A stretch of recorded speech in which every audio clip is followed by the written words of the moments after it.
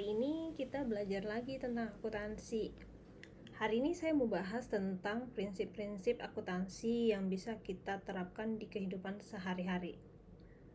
Mungkin orang terlalu kaku berpikir bahwa akuntan itu hanya di perusahaan. Konsep-konsep atau teori-teori yang ada di akuntansi itu hanya berlaku untuk perusahaan. Padahal, jadi akuntan itu sebenarnya menyenangkan karena banyak hal yang bisa kita aplikasikan, banyak teori-teori akuntansi yang bisa kita terapkan di kehidupan kita sehari-hari tanpa berpikir secara sadar bahwa itu sebenarnya seorang akuntan yang melakukan di perusahaan. Coba kita bahas satu-satu ya. Let's get started. Yang pertama adalah substance over form. Prinsip ini menjelaskan bahwa kita harus selalu melihat pada substansi. Kita tidak disarankan untuk hanya melihat dari tampak luarnya saja. Nah, kalau di kehidupan sehari-hari kita bisa lihat ini. Kita tidak hanya melihat esensi kehidupan orang hanya dari postingan sosial medianya saja, misalnya.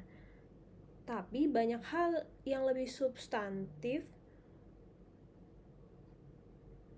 yang sebenarnya bisa kita lihat secara lebih dalam. Jadi konsep ini mengajarkan bahwa kita harus selalu melihat segala sesuatu tidak hanya dari tampak luarnya saja, tapi memahami isi sehingga kita bisa terhindar dari misjudgment atau salah menilai seseorang atau terlalu terburu-buru mengambil keputusan. Konsep yang kedua adalah materiality. Terkadang banyak orang berfokus pada hal-hal kecil atau hal-hal detail, sehingga lupa untuk melihat pada gambaran yang lebih luas. Konsep materiality ini mengajarkan kita bahwa fokuslah pada hal-hal yang benar-benar krusial yang memberikan dampak besar atau masif terhadap apapun keputusan yang kita ambil. Dan tidak hanya melihat perintilan yang sebenarnya hanya noise atau butiran-butiran atau gangguan-gangguan kecil yang sebenarnya tidak material atau tidak substantif dalam hal kita mengambil keputusan. Nah, yang ketiga adalah risk based. Ketika kita mengawasi sesuatu, kita fokus pada bagaimana kita mengendalikan sesuatu tersebut.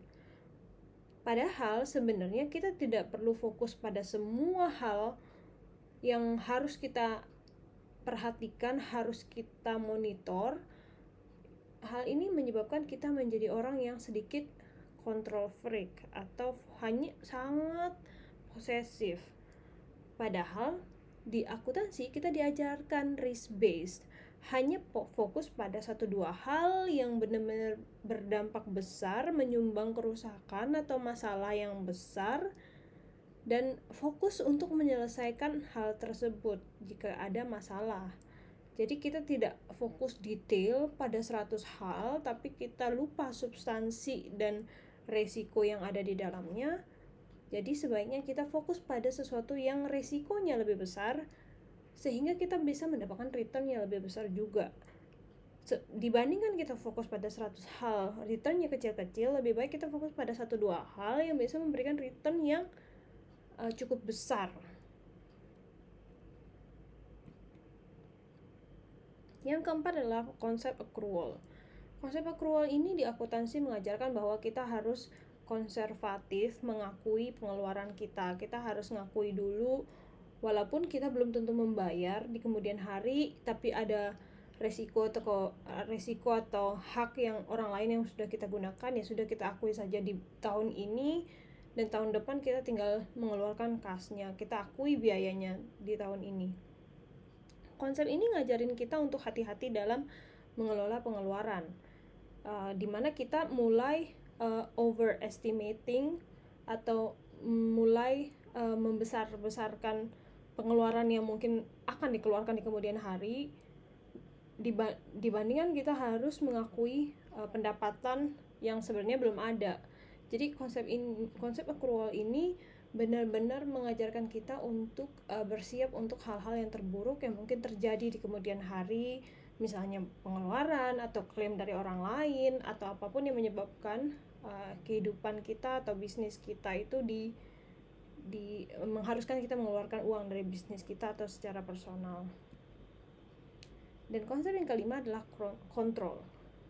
Kontrol ini merupakan usaha preventif yang memastikan sebelum kita menuduh atau mencari kesalahan, kita harus fokus pada kontrol yang sudah dibangun untuk menyebabkan kesalahan-kesalahan itu tidak terjadi.